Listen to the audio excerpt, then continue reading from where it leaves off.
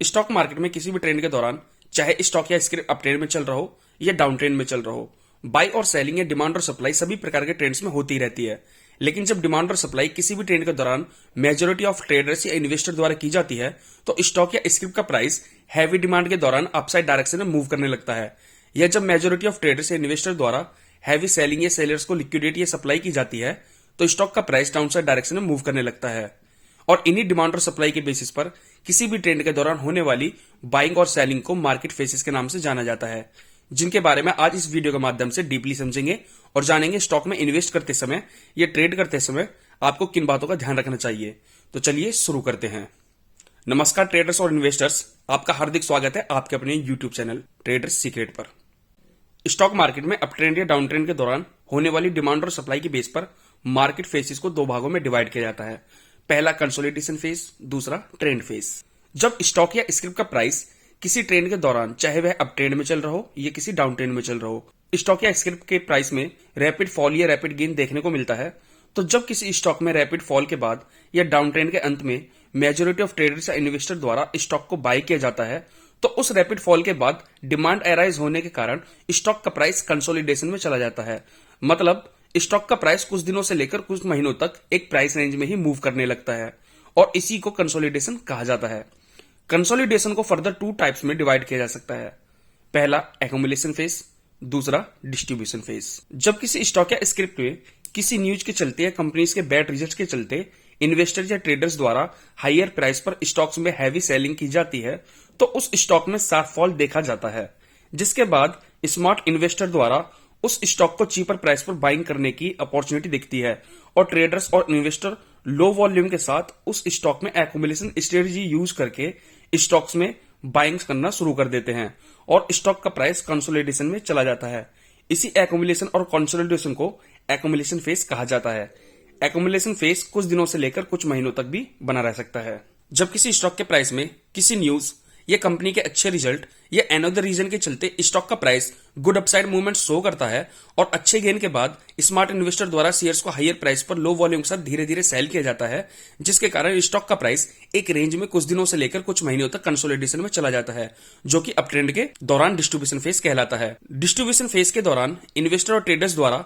Shares को धीरे धीरे लो वॉल्यूम के साथ सेल किया जाता है ताकि मार्केट में सेलिंग प्रेशर क्रिएट ना हो और इन्वेस्टर या ट्रेडर्स हायर प्राइस पर बड़ी संख्या में क्वांटिटीज को धीरे धीरे सेल कर सके। इसलिए डिस्ट्रीब्यूशन फेज कुछ दिनों से लेकर कुछ महीनों तक भी चल सकता है। ट्रेंड फेज दोनों ही तरह के ट्रेंड्स में देखने को मिलता है, चाहे स्टॉक अप ट्रेंड में चल रहा हो या डाउन ट्रेंड में चल रहा हो। जब किसी स्टॉक में एक्यूमुलेशन फेज के बाद या डाउन ट्रेंड में डिस्ट्रीब्यूशन फेज के बाद एक स्मॉल कंसोलिडेशन देखा जाता है जो कुछ दिनों से लेकर एक दो वीक्स के लिए रह सकता है और उसके बाद स्टॉक का प्राइस वापस से ट्रेंड की डायरेक्शन में मूव करने लगता है। इसी स्मॉल कंसोलिडेशन को ट्रेंड फेज कहा जाता है। एक्यूमुलेशन फेज डिस्ट्रीब्यूशन फेज की तुलना में ज्यादा लॉन्गर टाइम के लिए देखा जाता है। कंसोलिडेशन के टाइम और प्राइस को कभी भी करेक्टली प्रेडिक्ट नहीं किया जा सकता जब तक कि स्टॉक का प्राइस या कंसोलिडेशन प्राइस रेंज का या जिस चार्ट पैटर्न को स्टॉक का प्राइस फॉलो कर रहा है उस पैटर्न या रेंज को स्टॉक ब्रेकआउट या ब्रेकडाउन ना कर दे। कंसोलिडेशन के बाद ब्रेकआउट या ब्रेकडाउन होने के बाद ट्रेडर्स द्वारा उसमें ब्रेकआउट के बाद बाय या सेल पोजीशन बनाई जाती है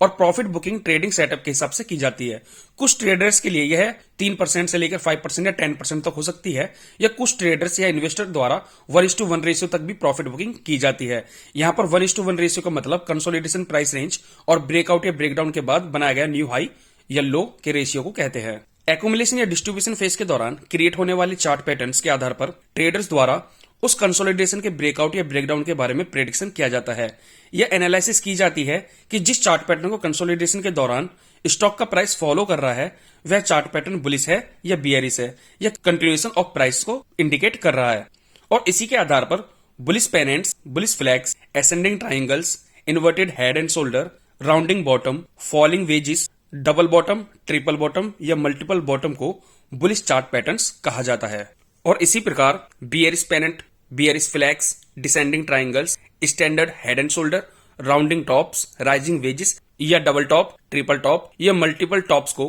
बियरिश चार्ट पैटर्न कहा जाता है और सिमेट्रिकल ट्रायंगल या हॉरिजॉन्टल चैनल्स को न्यूट्रल चार्ट पैटर्न्स कहा जाता है। मार्केट फेसेस वॉल्यूम के एक्शन के आधार पर भी आइडेंटिफाई किए जाते हैं। जब किसी स्टॉक के प्राइस में एक्यूमुलेशन फेज चल रहा होता है तो उस दौरान स्टॉक में लो वॉल्यूम या डिक्रीमेंट इन वॉल्यूम देखी जाती है जो उस स्टॉक में कंसोलिडेशन के दौरान एक्युमुलेशन फेज को कंफर्म करती है। इसी प्रकार जब स्टॉक का प्राइस एक्युमुलेशन फेज के बाद ट्रेंड फेज की ओर मूव करता है तो उस पर्टिकुलर स्टॉक में हाई वॉल्यूम के साथ बाइंग की जाती है, जिसके कारण ट्रेंड फेज के दौरान वॉल्यूम में गुड स्पाइक्स देखे जाते हैं। डिस्ट्रीब्यूशन के दौरान भी ट्रेडर और इन्वेस्टर द्वारा लो क्वांटिटीज में लो वॉल्यूम के साथ धीरे धीरे शेयर्स को लिक्विडेट किया जाता है, ये सेल किया जाता है, जिसके कारण स्टॉक में वॉल्यूम डिक्रीमेंट देखा जाता है। और जब डिस्ट्रीब्यूशन फेज के बाद स्टॉक में सेलिंग प्रेशर देखा जाता है तो पैनिक सेलिंग के कारण स्टॉक में वॉल्यूम में इंक्रीमेंट नोटिस किया जाता है, जो trend phase in down trend को कंफर्म करती है। डाइवर्जेंस एनालिसिस के थ्रू भी प्राइस में या फेसेस में होने वाले चेंजेस को आइडेंटिफाई किया जा सकता है।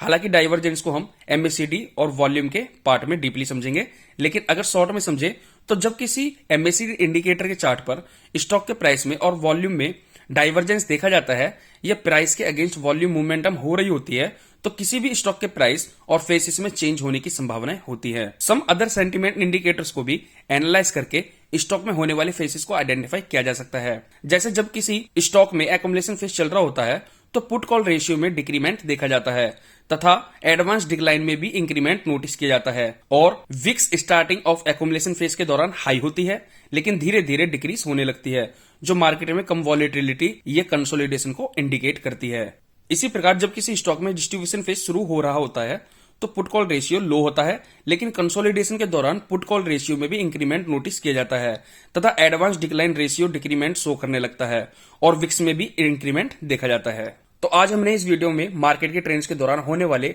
मार्केट फेजेस के बारे में जाना और समझा किस प्रकार चार्ट पैटर्न वॉल्यूम की हेल्प से आप एक्युमुलेशन फेज और डिस्ट्रीब्यूशन फेज को आइडेंटिफाई करके स्टॉक्स में अपनी पोजीशन बना सकते हैं।